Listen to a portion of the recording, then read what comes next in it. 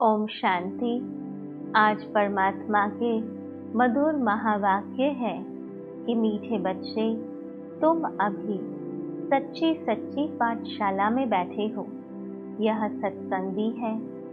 यहाँ तुम्हें सत्य बाप का संग मिला है जो पार लगा देता है। कहते हैं संग तारे को संग बोरे।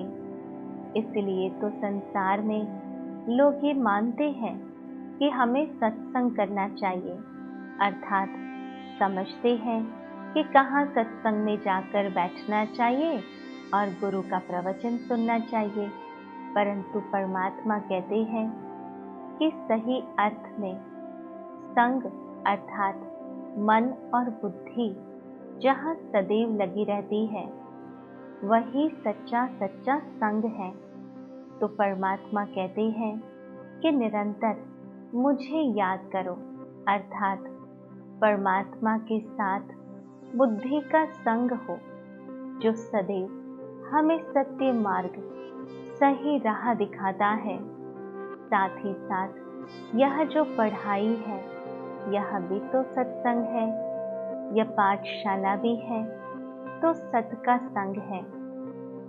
संसार में सत्य केवल एक परमात्मा कहे जाते हैं। जब उस परमात्मा का संग मिल जाता है तब तो हमारा बेड़ा ही पार हो जाता है।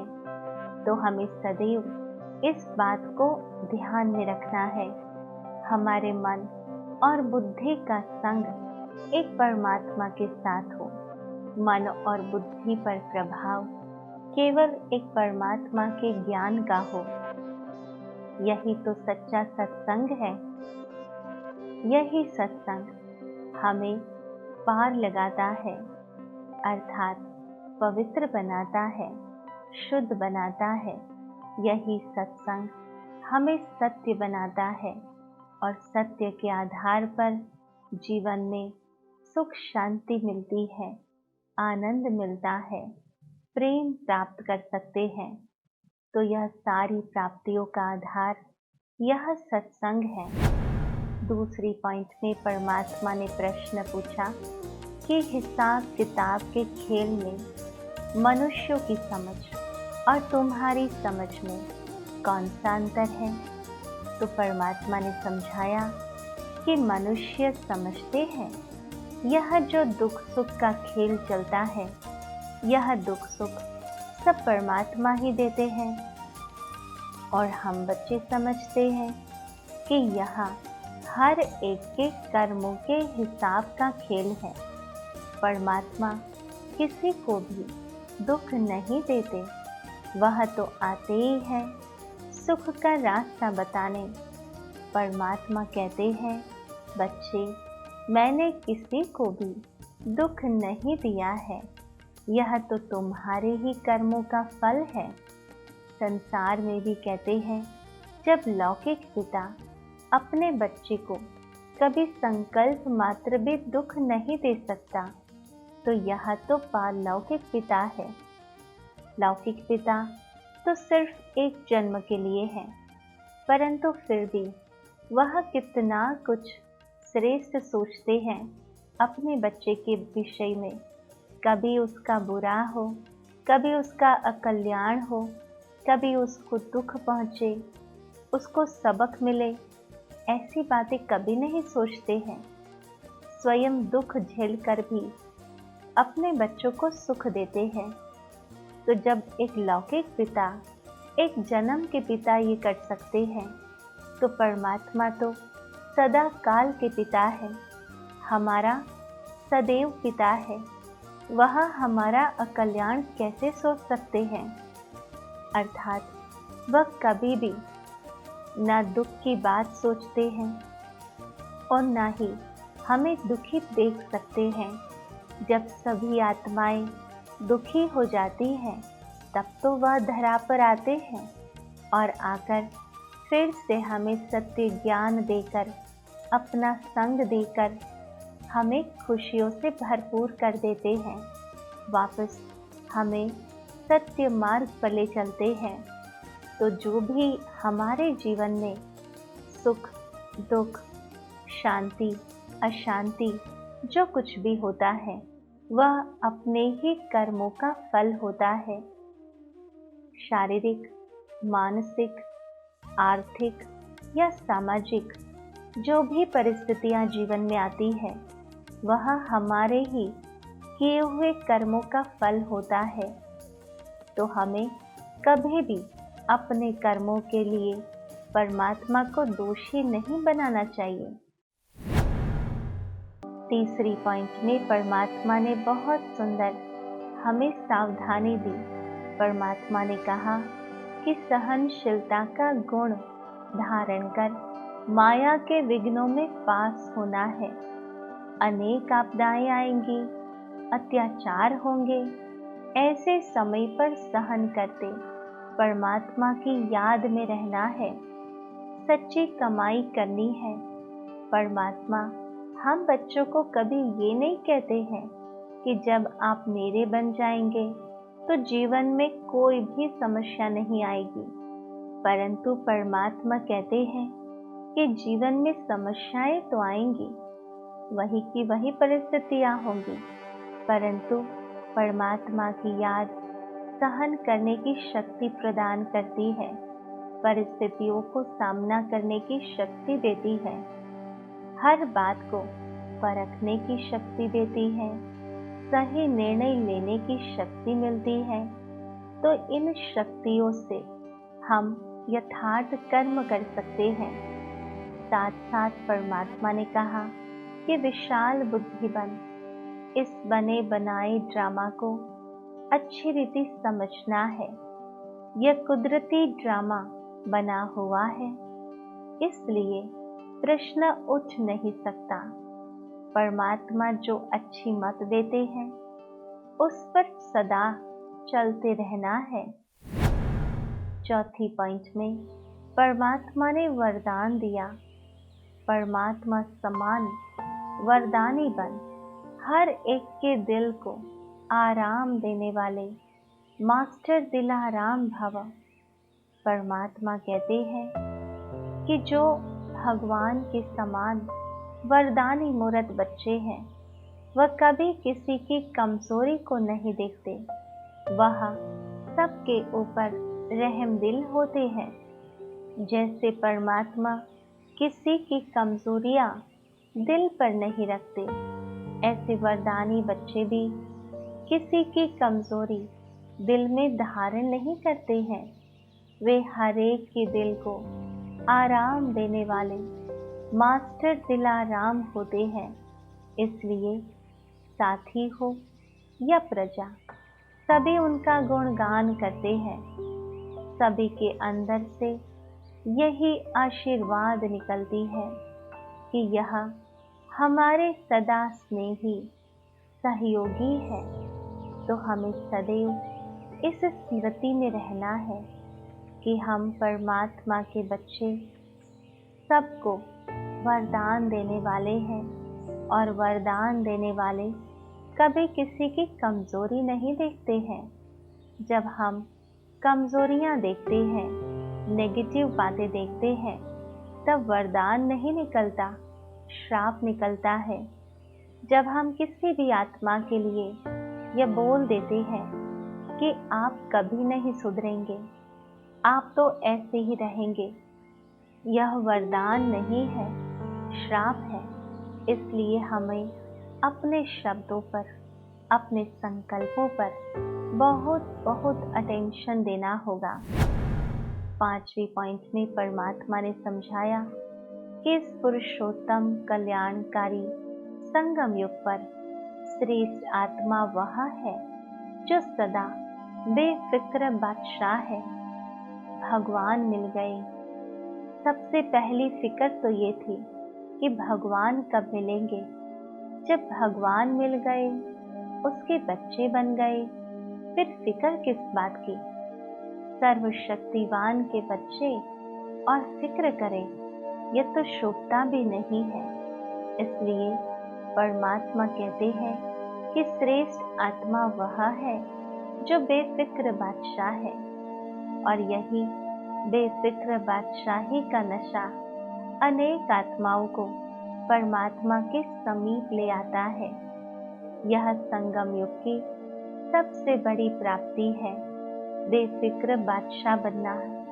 कहते हैं भगवान 21 जन्मों के लिए बादशाह बनाने आए हैं, तो हम संगम युग जो सबसे पहला जन्म है उसमें तो बादशाह बने। जो अभी बादशाह बनता है वह बाकी के 20 जन्म भी तो बादशाह बनेगा। तो ऐसे परमात्मा से हमें बेफिक्र बादशाह का वरदान लेना है और श्रेष्ठ आत्मा बनना है। तो आज परमात्मा ने विशेष रूप से हम आत्माओं को यह 5 बातें समझाई। सबसे पहली बात, परमात्मा ने हम बच्चों को संग के बारे में समझाया। परमात्मा ने कहा कि यह सच्ची सच्ची पाठशाला है, यह सत्संग भी है, जहाँ हमें स्वयं परमात्मा का संग मिलता है जो पार लगा देता है। दूसरी पॉइंट में परमात्मा ने हिसाब किताब के गुह्य राज को समझाया। परमात्मा ने कहा कि सुख दुख जो भी जीवन में आता है वह अपने कर्मों का परिणाम है। परमात्मा किसी भी बच्चे को दुख नहीं देते हैं। तीसरी पॉइंट में परमात्मा ने सावधानी दी कि सहनशीलता का गुण धारण कर माया के विघ्नों में पास होना है।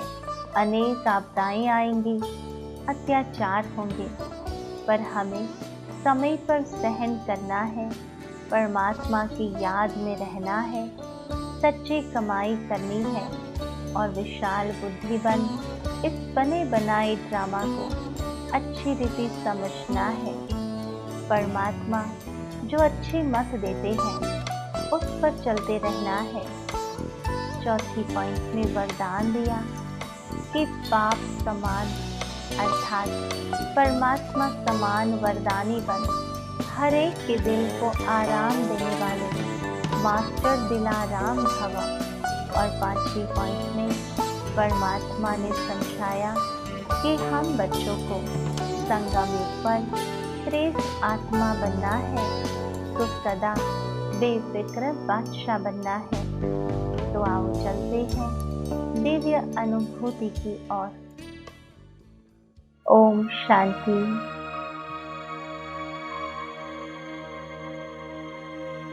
मैं आत्मा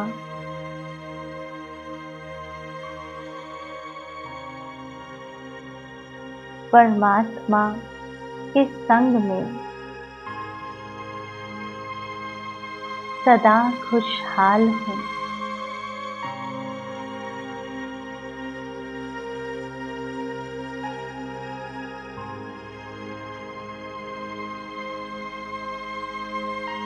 मैं आत्मा अपने मन और बुद्धि से निरंतर परमात्मा के संग में रहने वाली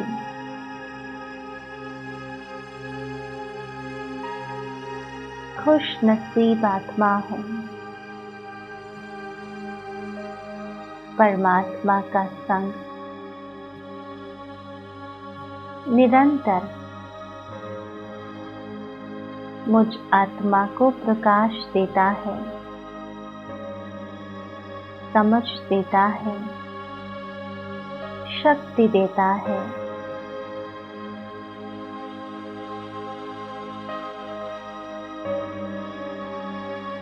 मैं आत्मा परमात्मा ज्ञान को स्मृति में रखकर हर कर्म श्रेष्ठ करती हूँ।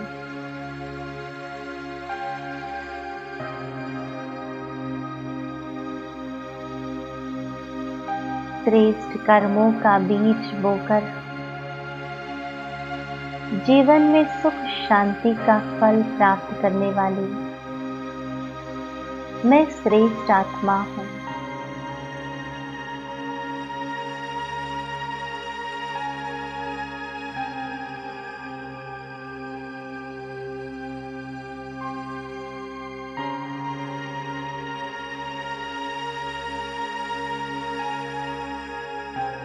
परमात्मा ज्ञान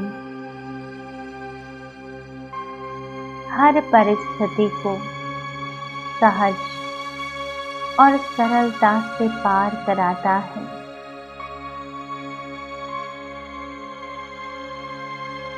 परमात्मा प्यार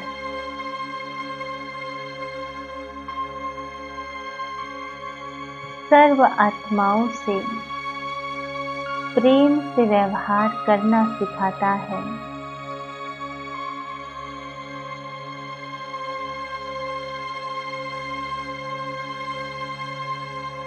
मैं आत्मा बेफिक्र बादशाह हूँ।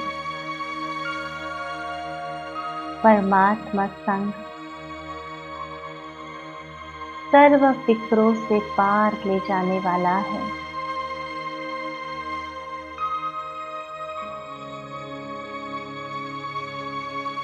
आज सारा दिन परमात्मा संग में रहकर हर कर्म करना है।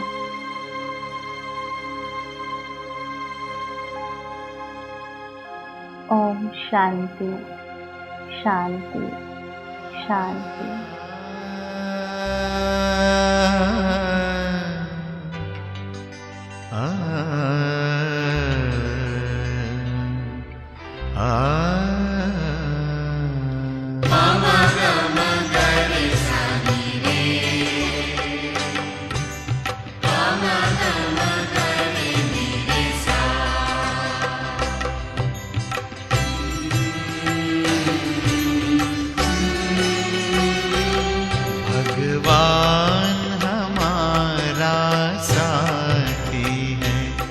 भगवान हमारा साथी है, हम उनके संग संग रहते हैं, वो अपने संग संग रहते हैं। जैसे दीपक में बाती है, भगवान हमारा साथी है।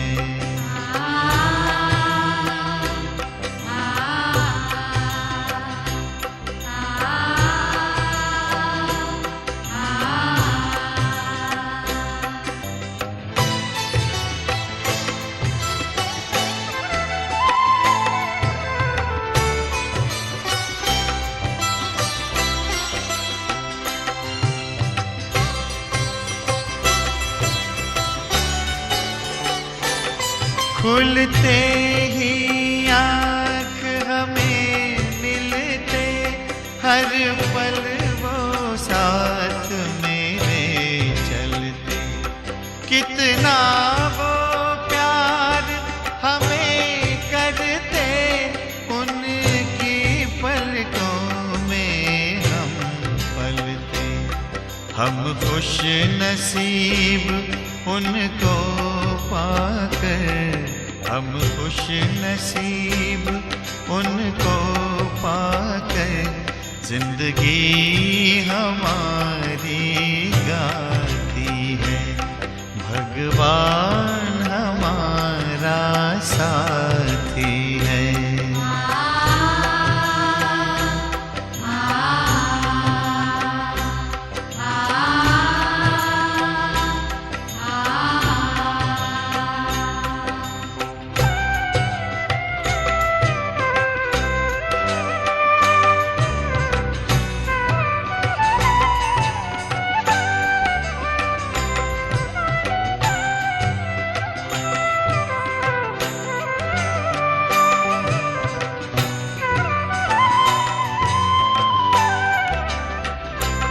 इतना दुलार माँ की ममता, हम प्यार पिता का पाते हैं। शिक्षा देते, रक्षा करते, अपना सर्वस्व लुटाते हैं।